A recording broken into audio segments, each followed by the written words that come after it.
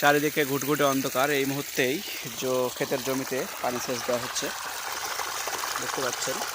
মানে একেবারে তীব্র খরা চলছে, এই জন্য সবসময় জমিতে পর্যাপ্ত পরিমাণ পানি সেচ দিতে হবে, যার কারণে রাতের বেলা এই যে পানির লেয়ারটা একটু ভালো পাই, তাই রাতেই পানি সেচ দেওয়ার চেষ্টা করি। দেখতে পাচ্ছেন পানি একদম ফ্রেশ, প্রচণ্ড গরমে পানি দেখে মনে হচ্ছে এখানে গোসল করি, এত সুন্দর ফ্রেশ পানি আসছে।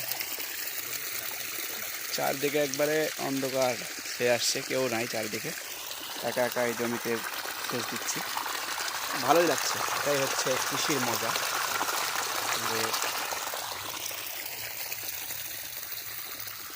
প্রায় 1 কাপের মতো হয়েছে, প্রায় রাত 12টা 1টার মতো বাজতে পারে আজকে, এর ভিতরে ইনশাল্লাহ হয়ে যাবে।